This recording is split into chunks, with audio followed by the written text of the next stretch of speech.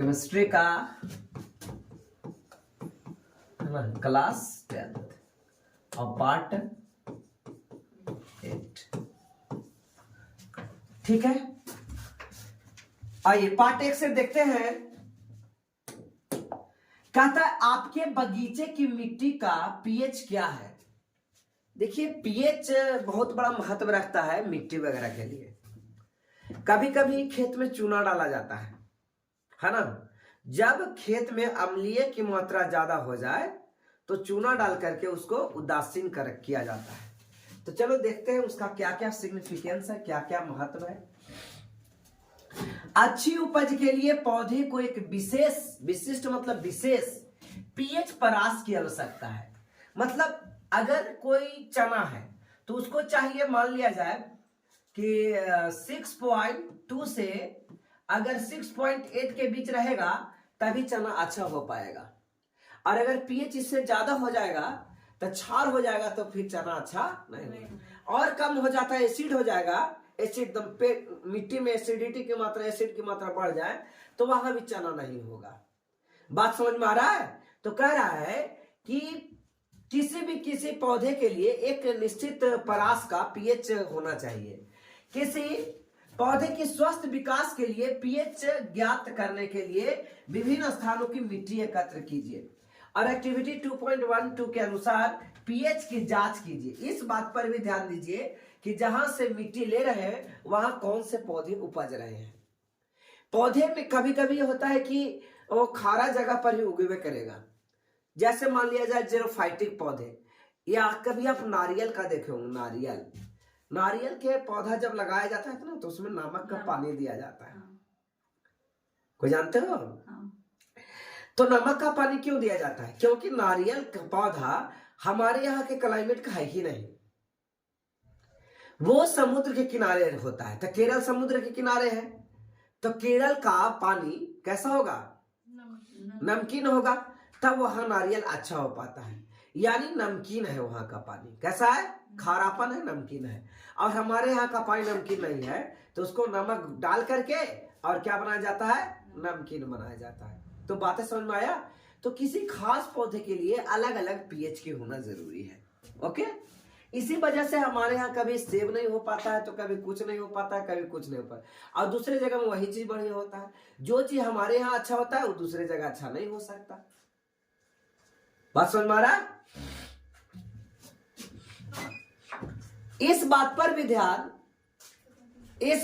ध्यान दीजिए कि जहां से मिट्टी ले रहे हैं वहां कौन से पौधे उपज रहे हैं। क्या ध्यान देना है कि जहां से आप मिट्टी ले रहे हैं कौन से पौधे वहां पे उपज हो पा रहा। तो पीएच का वैल्यू समझ में आया। आई एक्टिविटी 2.12 है ना। एक प्रखनली में 2 ग्राम मिट्टी रखिए। कितना केजी? 0.002 केजी। ठीक है, इतना ग्राम क्या लोगे? मिट्टी ले लो। बहुत कम मिट्टी लेना है। अरे 50 ग्राम तो इतना छोटा है, वो बटखारा रहता है 50 ग्राम। तो मिट्टी ये 2 ग्राम कितना एकदम लगता है कि जैसे चुटकी से उठाना है मिट्टी।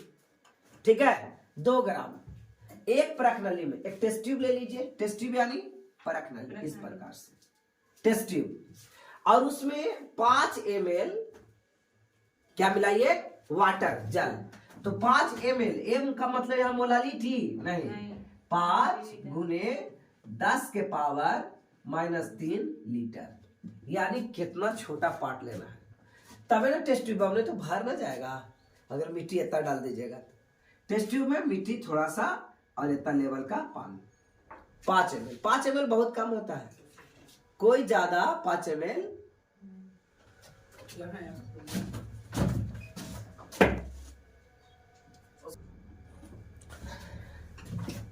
तो एक आप टेस्ट ट्यूब ले लिए, उसमें क्या डाल दिए? कितना ml पानी?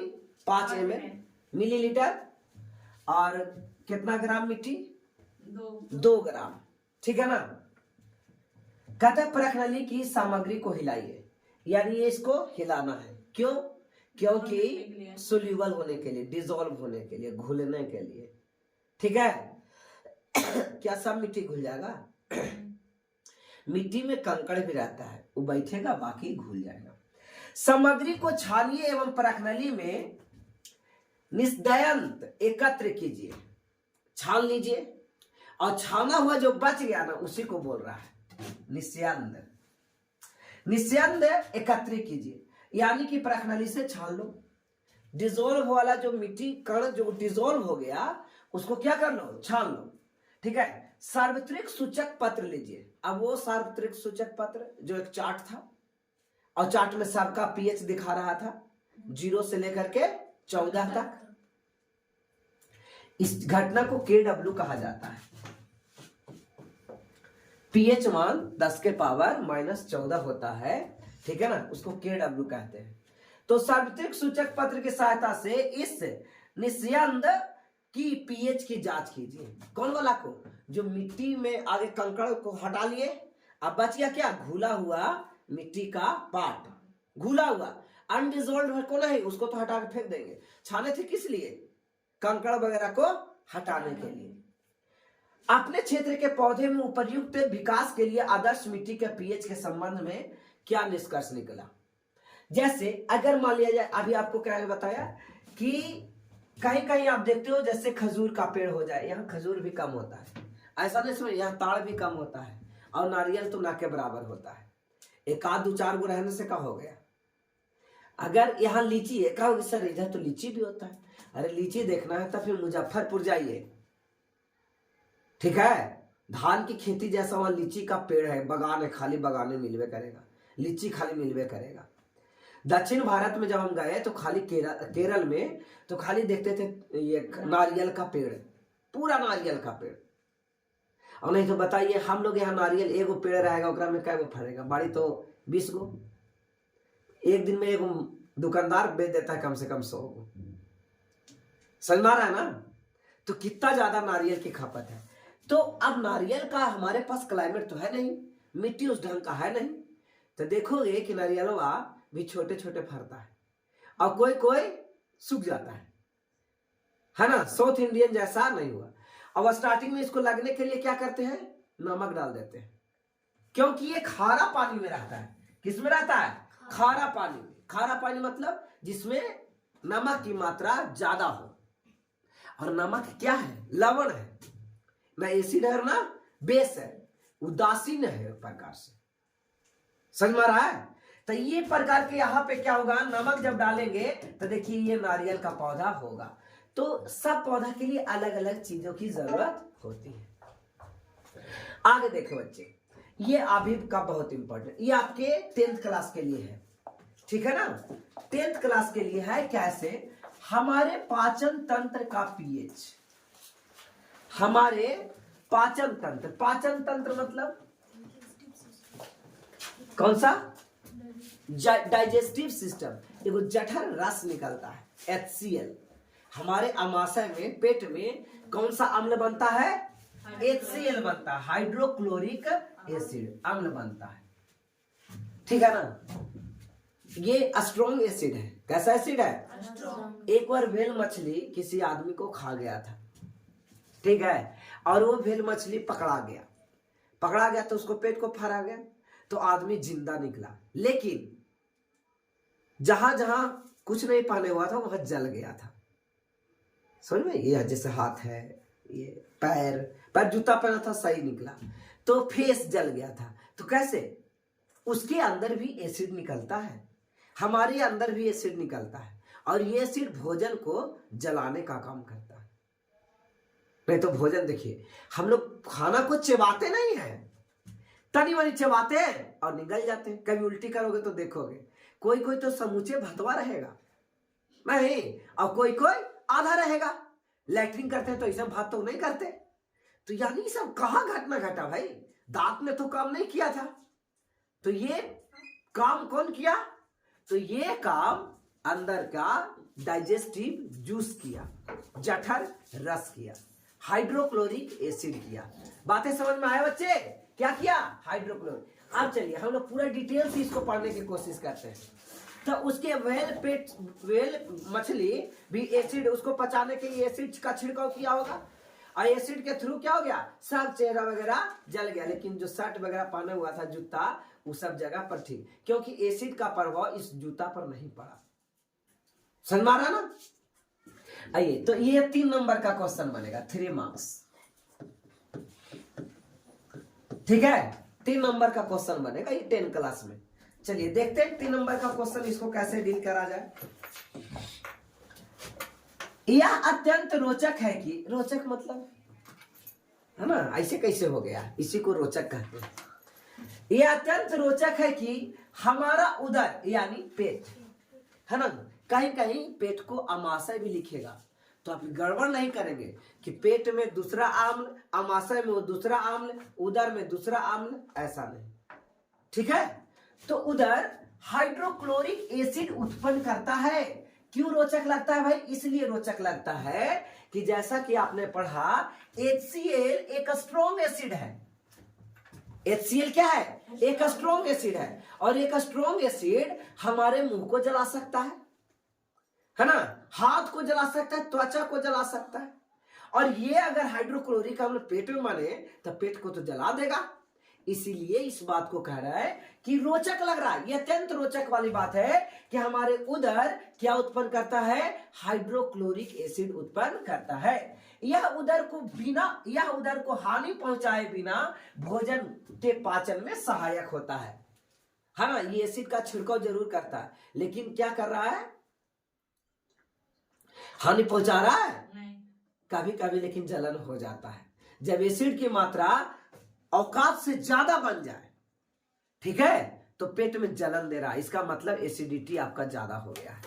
अब आप इनो पीते हैं, ग्लूकोज इनो लेते हैं, और इनो क्या है? एक बेस है, और अम्ल को जब बेस से अभिक्रिया कराएंगे तो क्या बनेगा? लवण बनेगा, जो उदासीन होगा। क्या होगा? अब इस प्रकार से उफोड़ा ठीक हो सकता है। उफोड़ा क्या होगा? ठीक हो सकता है। तो बच्चे इतना समझ में आ गया कि हमारे पेट से, ये छोटा छोटा बच्चा भी याद रखता है, कौन भाग जा रहा है? हमारे पेट में क्या उत्पन्न होता है? हाइड्रोक्लोरिक अम्ल, है ना। पता नहीं कितने एग्जाम में ये क्वेश्चन पूछ चुका है। हमारे पेट से क्या उत्पन्न होता है? हाइड्रोक्लोरिक। और ये उदर, ये पेट को बिना नुकसान पहुंचाए क्या करता है? भोजन को पचाने में सहायक होता है। अब पूछेगा हाइड्रोक्लोरिक अम्ल का कार्य क्या है? पेट के में जो उत्पन्न हाइड्रोक्लोरिक अम्ल का कार्य क्या है? तो कहेंगे भोजन को पचाने में सहायक करता है। किसको? भोजन को पचाने में सहायक है। आइए, अपच की स्थिति में, यानी ना पचे तो, अपच की स्थिति में उदर अत्यधिक मात्रा में अम्ल उत्पन्न करता है। जब कोई चीज ना पचत रहता है तो ज्यादा एसिड निकालता है, और ज्यादा एसिड निकाला, उसको तो पचा दिया, लेकिन पेटवा में फोड़ा पड़ गया, जिसके कारण उदर में दर्द और जलन का अनुभव होने लगता है। आई बात समझ? पेट में दर्द क्यों होता है? पेट में दर्द और जलन क्यों होता है? क्या इसके पीछे कारण है? इसके पीछे कारण यह है कि आप ऐसा अच्छा नॉर्मल भोजन खाते हो, नॉर्मल तो पेट दर्द देने लगता है या फिर जलन देने लगता है? नहीं। अपच भोजन खाते हैं, अपच भोजन ना पचने वाला, लेकिन उसको भी तो पचाना है भाई, और वो एसिड ज्यादा निकालेगा। आप कभी कभी मिठाई वगैरह खा लेते हो, या है ना, और दूसरा चीज खा लेते हो जो पचने लायक नहीं रहता है। अब एसिड क्या करता है? उदर क्या करता है? जबरन एसिड निकालता है, और एसिड निकालने के थ्रू वो तो भोजन तो कुछ पचा, लेकिन उदर को नुकसान हुआ। बात समझ में आ रहा है? जलन का अनुभव होता है। इस दर्द से मुक्त होने के लिए एंटासिड जैसे क्षारकों का इस्तेमाल करते हैं। इनो, है ना, किस चीज का? इनो। इस अध्याय के आरंभ में ऐसा ही उपचार आपको अवश्य सुझाया गया हो, स्टार्टिंग में भी कहे थे, है ना। जब दांत में अम्लीय बढ़ जाता है, अम्लीय कैसे बढ़ता है? शर्करा यानी चीनी के साथ रिएक्शन कर लेता है, अमलगम चीनी के साथ रिएक्शन कर लेता है। कौन? दांत, कैल्शियम, और रिएक्शन करके विषाक्त बनाता है, और ये दांत की मसूड़ों को नुकसान दे सकता है। दांत को भी, इनामेल जो रहता है ना इसके ऊपरी परत, कौन सा? इनामेल। शरीर के सबसे कठोर पार्ट अगर कोई है तो दांत नहीं है बेटा। ये नहीं समझिएगा कि दांत है, दांत तो बड़ी कमजोर होता है ना। लग रहा है दांत तो मजबूत रहता है, नहीं, दांत बहुत कमजोर रहता है। ये सफेद जो नजर आ रही, दांत नहीं है, इनामेल है। इसको दांत को और छीलिए तो एकदम एक कोमल कुछ निकलेगा, एकदम मुलायम, और वही दांत होगा। ठीक है, तो इनामेल को भी वो क्षय कर सकता है चीनी का साथ। अब इसलिए एसिड बनाया वहां पे, क्या बनाया? एसिड। और उसको न्यूट्रल करने के लिए क्या करेंगे? बेस लेना है। तो बेस के रूप में क्या होगा? आपका कोलगेट, पेस्ट, क्लोजअप, दंत कांति, ये सब जितना है दंत कांति, ये सब क्या है? बेस है, यानी क्षार है। तो आम्ल को क्षार से भी क्रिया करवाए तो उदासीन हो गया, और नहीं तो दांत की अम्लीयता इतना ज्यादा बढ़ जाता कि दांत में इनामेल का परत भी खिया सकता है। ठीक है ना? तो ऐसा आपने पहले भी सुना। यह एंटीसीड अम्ल के अत्यधिक मात्रा को उदासीन करता है, और इसके लिए मैग्नीशियम हाइड्रोक्साइड, जिसको मिल्क ऑफ मैग्नीशियम जैसे दुर्बल क्षारक का उपयोग करते हैं। किसको उपयोग करते हैं? दुर्बल क्षारक। ये क्वेश्चन एक बार आया था, है ना? एक बार रांची एग्जाम देने गए थे, तो मिल्क ऑफ मैग्नीशिया का निम्नलिखित में कौन सा नाम होगा? या फॉर्मूला था मिल्क ऑफ मैग्नीशिया का फॉर्मूला, तो क्या हो गया? Magnesium hydroxide. चलो परवा खड़ी हो, बताओ बेटा, मैग्नीशियम हाइड्रोक्साइड का फॉर्मूला क्या होगा?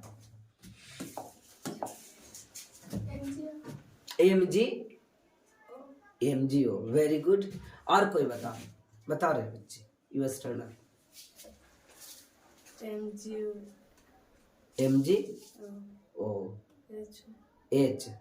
MgOH। तुम बोलो बच्चे। नहीं है, हाँ MgOH। भूख लगी है, सब भूख। बैठिए। Mg का वैलेंसी 2 होता है बेटा, और OH का वैलेंसी 1 होता है, तो MgOH होल ट्वाइस, है ना? बोलते हैं वैलेंसी याद करो। अब केमिस्ट्री में क्या याद करने के लिए बोलते हैं बताओ तो? वैलेंसी और एक पीरियोडिक टेबल, यानी उसी में तो वैलेंसी आ गया। ओकर अलावे कुछ याद करने के लिए बोले? मैथ में कुछ याद करने के लिए बोलते हैं, खाली पहाड़ा याद करने के लिए बोलते हैं। ठीक है, चलिए। तो मैग्नीशियम हाइड्रोक्साइड का फॉर्मूला क्या बनेगा? MgOH का होल ट्वाइस। ये एक प्रकार का क्या है? तो एक प्रकार का ये एंटासिड है। ये क्या करता है? यह एक क्षार होता है जो अम्ल को उदासीन करने का काम करता है।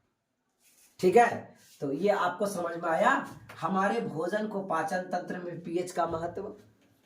अगर इसका पीएच कितना होना चाहिए? हमारे पेट का पीएच 7 से अधिक के 7 से कम, या 7 से कम होना चाहिए बेटा। अधिक कैसे हो? अधिक होगा तो वो तो क्षार बन जाएगा। अरे पेट में तो हाइड्रोक्लोरिक एसिड बन रहा है। हाँ, दिमाग लगाओ। तो दुर्बल करने के लिए बोलो, सारा याद हो गया। हमारे पेट में क्या बनता है? हाइड्रोक्लोरिक एसिड, जो क्या करता है? ये बिना पेट को नुकसान पहुंचाए ये भोजन को पचाने का कार्य करता है। ठीक है, और कहता है जब अपच भोजन करते हैं तो प्रचुर मात्रा में क्या निकलता है? यहाँ से HCl निकलता है, जो पेट में फोड़ा उत्पन्न करता है। और इसको बचने के लिए, जलन से बचने के लिए हम एंटीसाइड का उपयोग करते हैं। जैसे इसका एग्जाम्पल क्या होता है? मिल्क ऑफ मैग्नीशियम हाइड्रोक्साइड यानी MgOH। पूरा खत्म हो गया यार। हाँ, आइए देखो एक बार फिर से पढ़ लीजिए यही वाला बात। कौन वाली बात है?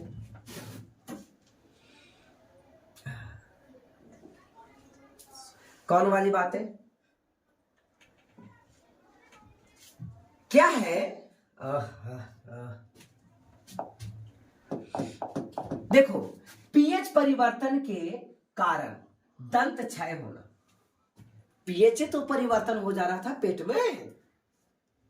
जैसे मान लिया जाए हाइड्रोक्लोरिक एसिड का पीएच वैल्यू 2 है, और जब अपच भोजन खाए तो उसको पचाने के लिए ज्यादा हाइड्रोक्लोरिक एसिड निकालेगा और अपनी खतरनाक निकालेगा, जिसका पीएच कितना होगा? 1.5। कौन मजबूत? ए या बी? कौन मजबूत? ए। जितना कम उतना स्ट्रॉन्ग एसिड, और जितना ज्यादा उतना स्ट्रॉन्ग बेस। याद आ रहा है? कल तो पूरा फिगर देखे थे। अब बताइए, तो ये पीएच में परिवर्तन हो रहा है और यही पीएच में परिवर्तन तो पेट में जलन दिया। अगर पीएच में परिवर्तन नहीं होता तो पेट में जलन नहीं देता। जैसे शरीर के ताप में परिवर्तन होता है तो बुखार आ जाता है, बुखार चल जाता है। अगर 98-37 डिग्री सी से ज्यादा हो जाए तब भी बेकार, और 37 डिग्री सी से कम हो जाए तो और ज्यादा बेकार। बुखार चल जाना और ज्यादा नुकसान है। 94 डिग्री फ़ारेनहाइट अगर आ जाए तो आदमी मर जाएगा। समझ में आ रहा है ना? शरीर का ताप। अब आदमी क्या होता है, बुखार घट जाता है। देखिए कैसे, देखो बेटे, 37 होना चाहिए। ठंडा के दिन में आदमी का टेम्परेचर कितना है, वायुमंडल का टेम्परेचर मान लो 8 डिग्री सेल्सियस, और शरीर कहता है कि तू 37 नहीं रहेगा तो हम तुमको टपका देंगे। अब वायुमंडल कहता है कि मेरे पास तो 8 है। अब वायुमंडल 8 दे रहा है और ये 37 दे रहा है, और धीरे धीरे इसके पास एनर्जी क्या होगा, लॉस होगा। 37 को बनाए रखने के लिए हम लोग स्वेटर गांठ ले रहते हैं, चद्दर ओढ़ ले रहते हैं। क्यों? क्योंकि ये 8 का प्रभाव 37 पर न जाए, और नहीं तो एक दिन का होगा ठंडा मारेगा, गोल हो जाएंगे।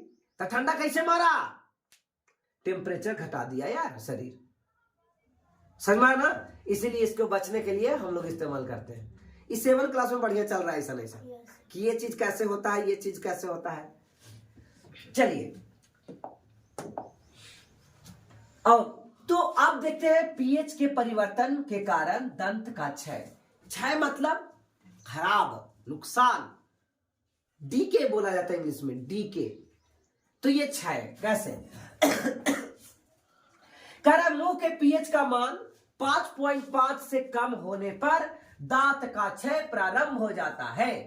5.5 रहेगा तब ठीक है, क्योंकि ये वीक एसिड है, स्ट्रॉन्ग एसिड है। क्या 7 तक तो जाता तो उदासीन हो जाता, 6 तक रहेगा तो कोई टेंशन नहीं है। अब 5.5 है तो चलो चलेगा काम, लेकिन वही 1 और 2 और 3 हो जाए, है ना। अब एसिड जो है, बैटरी जो पानी में रहता है ना, सेल में बैटरी में पानी, वो एसिड रहता है और उसको पीएच मान लगभग 1 के बराबर है। तो क्या करता है, शरीर को जला देता है, जला देता है। अब ठीक उसी प्रकार से पीएच घट जाए, तब घट के कहां जाए, 5.5 से कम आ जाए, 4 पॉइंट, 3 पॉइंट, 2 पॉइंट। अब तो एक आ जाएगा तो हम कहें कि मुंह में जो एसिड है वो तो बैटरी के एसिड के बराबर हो गया। अब मुंह तो खाने लायक बचेगा नहीं, दांत में फोड़ा हो जाएगा, दांत गलने लगेगा, सड़ने लगेगा, ये सब परेशानियां आ जाएगी। तो पीएच में परिवर्तन से समझ में आ रहा है क्या नुकसान हो रहा है। तो मुंह का पीएच मान कितना होना चाहिए, एक लिमिटेशन परास में रहना चाहिए, लगभग 5.5, या ये बहुत घटेगा तो 5 से और इधर चला जाएगा तो 6 तक। इतना अगर है तो कुछ ठीक है, लेकिन एक्चुअली में सबसे अच्छा क्या है, 5.5। जैसे सालिवा, लार, सर्च करो इंटरनेट पे, पीएच, लार का पीएच मान कितना होता है आप लोग को याद है? थूक का 6 पॉइंट, याद है ना? सर्च करो, ठीक है। तो लिख भी लीजिए, लार का पीएच कितना, 6.8। यह स्ट्रॉन्ग एसिड है नहीं, ये कैसा है, वीक। आप लोग को जब ये सब पूरा थ्योरी पढ़ लोगे ना तो यह यादो करना तुम्हारे लिए आसान हो जाएगा, क्योंकि पता चल जाएगा कि कौन स्ट्रॉन्ग है कौन वीक है। तो स्ट्रॉन्ग रहेगा उसको एकदम 1 के करीब रहेगा, और वीक रहेगा वो 7 के करीब रहेगा। तो थूक में क्या बड़ा नुकसान दे रहा है, जल जा रहा है जीभ, थूक से जीभ जल रहा है नहीं। तो लार, सालिवा का पीएच मान 6.8 होता है। कितना होगा, 6.8, कोई नुकसान नहीं है, ठीक है। और कह रहा है कि हमारे मुंह का पीएच इतना से कम होने पर क्षय प्रारंभ होता है। दांत का इनामेल, इनामेल मतलब दंत वल्क, इनामेल बोले ना, ये जो ऊपरी परत है यही है इनामेल। क्या है, इनामेल यानी इनामेल, ये ऊपरी परत, जो दांत की ये ऊपरी परत, यही क्या है? इनामेल। ये इनामेल किससे बना होता है? कैल्शियम फास्फेट से बना होता है। तो आप लिख सकते हैं इनामेल किसका बना होता है? तो आप लिख लो बच्चे, कैल्शियम फास्फेट का बना होता है। किसका बना होता है? कैल्शियम। कौन बताएंगे इसका फॉर्मूला? क्या? कैल्शियम का वैलेंसी 2 और फास्फेट PO4 वैलेंसी -3, तो हो जाएगा फॉर्मूला CA2 CA3 PO4 का होल ट्वाइस। ये हो गया बेटा कैल्शियम फास्फेट। कैल्शियम फास्फेट है ना। इनामेल किसका बना होता है? कैल्शियम फास्फेट का बना होता है। इनामेल किसका बना होता है? कैल्शियम फास्फेट का बना होता है। बोलिए कोई दिक्कत? और इनामेल इसी के बारे, जो शरीर का सबसे कठोर पदार्थ है, यानी सबसे रिजिड बॉडी अगर कोई शरीर में है तो हड्डी नहीं है, पैर की हड्डी, जांग की हड्डी, जाबड़ा, ये सब कुछ नहीं, इनामेल है। कौन है? इनामेल। ये वाला इनामेल, ठीक है, इनामेल है। इनामेल किसका बना होगा? कैल्शियम फास्फेट का बना होगा। बोलिए क्लियर? और इसका फॉर्मूला क्या होगा? CA3PO4 whole twice. रखना है क्या यार? कैल्शियम का वैलेंसी 2 और फास्फेट का वैलेंसी 3 -3 है ना। 3 इधर चला जाएगा, 2 उधर जाएगा, हो गया। यह जल में नहीं घुलता है। कौन जल में नहीं घुलता है? Calcium phosphate. क्या कुल्ली किए तो दांतवा झड़ गया, ऊपर अथवा गिर गया नीचे वाला, ये तो ये वाटर के साथ रिएक्शन नहीं करता। कौन वाटर के साथ रिएक्शन? अब एक बार नीट में ऐसा ही क्वेश्चन आ गया था, है ना। निम्नलिखित में कौन सा पदार्थ घुलनशील है और अघुलनशील है? अब बताइए, आ जाएगा कैल्शियम फास्फेट, तो पकड़ में नहीं आएगा कि कैल्शियम फास्फेट वाटर के साथ घुलनशील नहीं है, ठीक है ना। सब छोटा छोटा क्लास से रहता है, छोटा छोटा तैयारी कीजिए, अपने आप बड़ा तैयारी होगा। तो कैल्शियम कहता है, लेकिन मुंह का पीएच मान 5.5 से कम होने पर यह संक्षारित होने लगता है धीरे धीरे। अरे भाई, पानी से नहीं घुलता है, थूक से नहीं घुलता है, लेकिन का ये खराबे नहीं होता है? होता है। किससे होता है? जब ज्यादा मात्रा में एसिड आ जाएगा, एसिड के साथ ये रिएक्शन करता है। इनामेल एसिड के साथ रिएक्शन करता है। आइए कुछ थ्योरी पढ़ते बेटा, सॉल्यूशन देखते हैं क्या है। Calcium phosphate Ca, calcium phosphate, ठीक है बच्चे। Calcium CA3PO4 whole twice. Calcium phosphate को जब अम्ल के साथ अभिक्रिया करेगा, HCl अम्ल के साथ अभिक्रिया करेगा, तो कैल्शियम क्लोराइड बनाएगा। क्या बनाएगा बच्चे? कैल्शियम क्लोराइड बनाएगा, है ना, CaCl2। और क्या बनाएगा? और बनाए, कार्बन डाइऑक्साइड तो नहीं बना सकता, ठीक है। और क्या बनाएगा? बाइफॉस्फेट बनाएगा, PO4। इसका वैलेंसी 3, इसका वैलेंसी 1, यानी H3PO4। क्या बनाएगा? H3PO4। बैलेंस करो।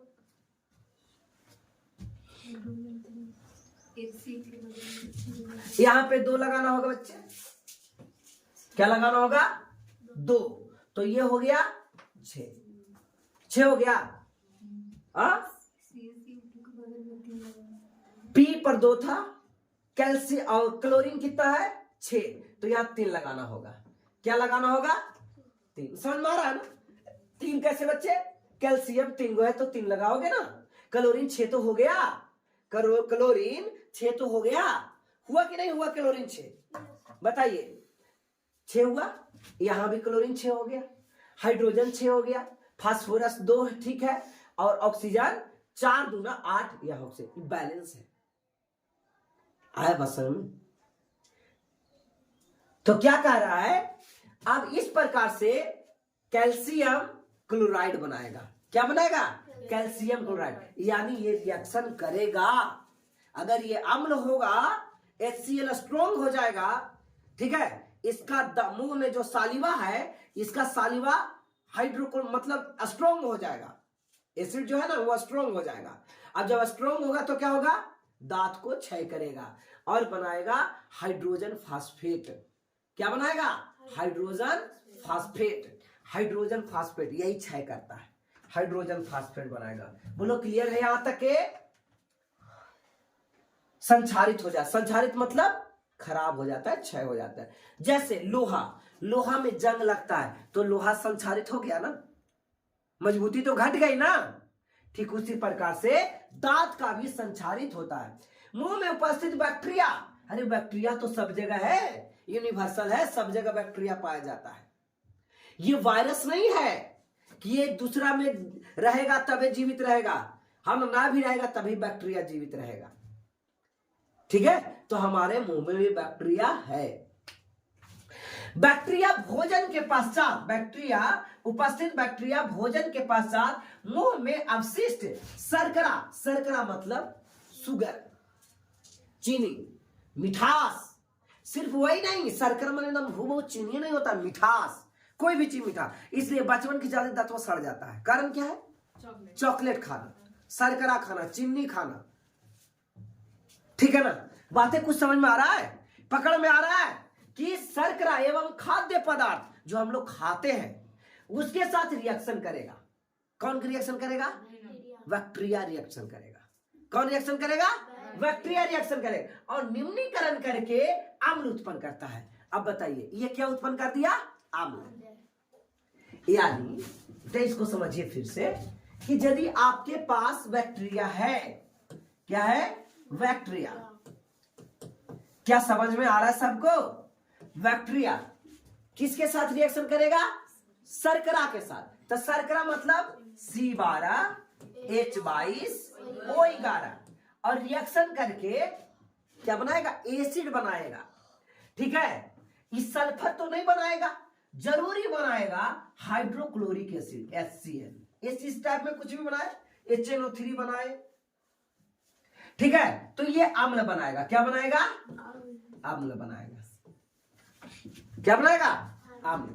बताइए कौन, बैक्टीरिया शर्करा का उपयोग करके, शर्करा का निम्नीकरण करके, ठीक है, क्या बनाएगा, एसिड बनाएगा। और जब ये एसिड बन जाएगा तो हमारे दांतों को क्या होगा, नुकसान करेगा, अम्ल उत्पन्न करता है। अब मुंह का पीएच मान कितना था, 5.5। ये बैक्टीरिया क्या किया, 5.5 से बढ़ा दिया, क्योंकि अम्ल उत्पन्न किया ना।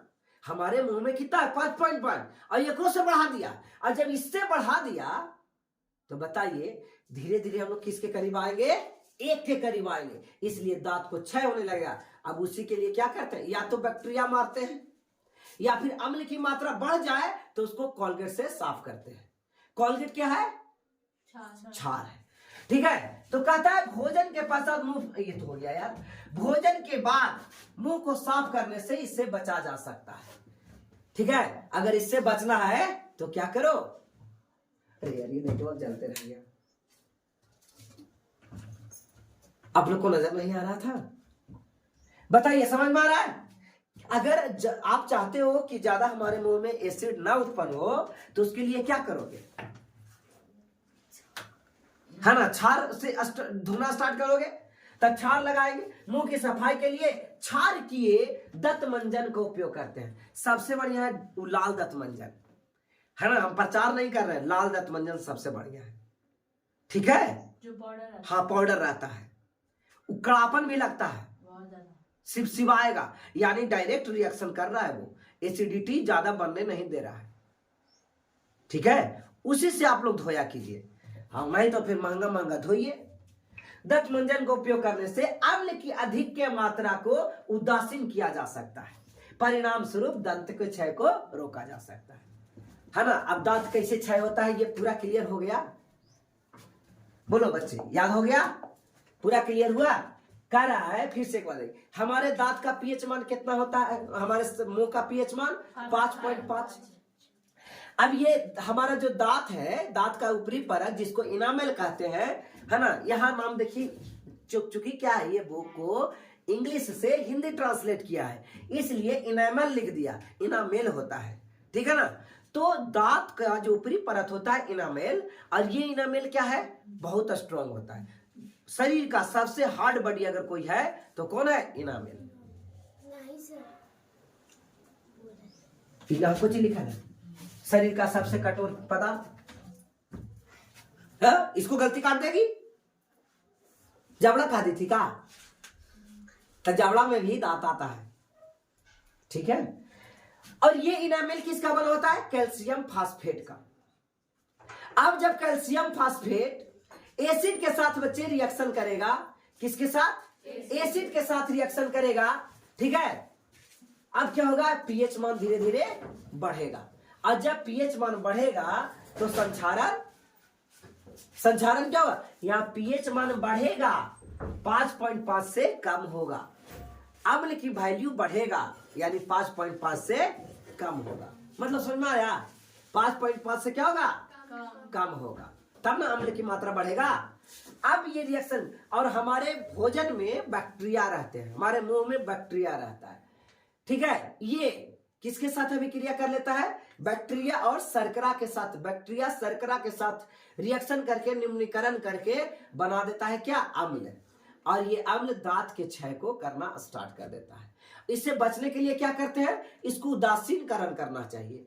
और जब एसिड को भस्म के साथ अभिक्रिया करते हैं, यानी क्षार के साथ अभिक्रिया करते हैं, तो क्या बनता है बताइए, उदासीन होता है, न्यूट्रल हो जाता है। क्लियर हो गया, तो उदासीन किया जा सकता है। आइए, पशुओं एवं पौधे द्वारा उत्पन्न रसायनों का आत्मरक्षा। आत्मरक्षा मतलब खुद से कैसे रक्षा किया जाए, इसको कहेंगे आत्मरक्षा, स्वयं की रक्षा, है ना। Self defence, self defence, defence मतलब होता है रक्षा, डिफरेंस नहीं बोल रहा हूं, डिफेंस, डिफेंस मतलब रक्षा, तो बोलते हैं सेल्फ डिफेंस। क्या बोलेंगे, सेल्फ डिफेंस। तो पशुओं एवं पौधे द्वारा उत्पन्न रसायनों से आत्मरक्षा, देखिए कैसे होता है। आइए, क्या, हाँ ये वाला आपने किया होगा, क्या कभी आपको मधुमक्खी ने डंक मारा है। मधुमक्खी मतलब वैप भी आप ले सकते हो, वैप मतलब हड्डा बढ़नी, ठीक है। मधुमक्खी, भौरा, हम लोग को भौरा मारा था, ठीक है, भौरा। मधुमक्खी का डंक एक अम्ल छोड़ता है, ये कौन सा अम्ल छोड़ता है बच्चे, मधुमक्खी के डाल में कौन सा अम्ल होता है, फार्मिक अम्ल होता है। कौन सा अम्ल होता है, जिसको नहीं पता लिखो। या चींटी के डंक में कौन अम्ल होता है, फार्मिक अम्ल होता है, जिसके कारण दर्द एवं जलन का अनुभव होता है। और डंक जहां मार दिया वह बेकिंग सोडा जैसे दुर्बल क्षारक का उपयोग करेंगे। बेकिंग सोडा का, बेकिंग सोडा का कोई फॉर्मूला बताएगा, बताइए। बेकिंग सोडा NaHCO3, है ना, सोडियम बाइकार्बोनेट। बेकिंग सोडा को क्या बोलते हैं, सोडियम। लिखवा रहे हैं, लिखो, यही वाला एग्जाम में आएगा, अरे यही आएगा। सोडियम कार्बोनेट पूछेगा, सोडियम बाइकार्बोनेट पूछेगा, जिप्सम पूछेगा, यही 4 गो में एगो पूछेगा। Paris of plaster, plaster of Paris. आइए, तो ये हो गया बेकिंग सोडा। बेकिंग सोडा लिख लिए बच्चे, तो बेकिंग सोडा। अब हम लोग क्या करते हैं, बिजली मार दिया, लोहा लाओ रे लोहा, और लोहा से रगड़ लेते हैं भाई। अरे भाई लोहा से कैसे ठीक हो जाता है, आइए, पढ़े नहीं थे लेकिन रगड़ लिए थे, आइए आज पढ़ते हैं। लोहा बेटा आयरन होता है, क्या होता है, आयरन होता है। और धातु को जब ऑक्सीजन से अभिक्रिया कराई जाती है तो धातु ऑक्साइड बनाता है, यानी ApO बनाता है। और ये जब धातु को ऑक्सीजन से अभिक्रिया कराया जाए, धातु ऑक्साइड, और ये क्षारीय प्रवृत्ति का होता है। बताइए, है ना, कितना साल से लगातार बोल रहे हैं, और कह रहे हैं कि यही वाला आएगा तो आएगा, यानी ये क्वेश्चन आएगा।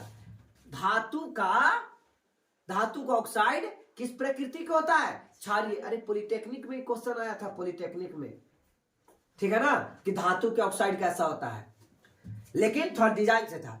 अभी देखिए, समझ में आया, ऑक्सीजन के साथ सब चिटियाइल ना रहता है, लोहा कैसा रहता है, चिटियाइल रहता है।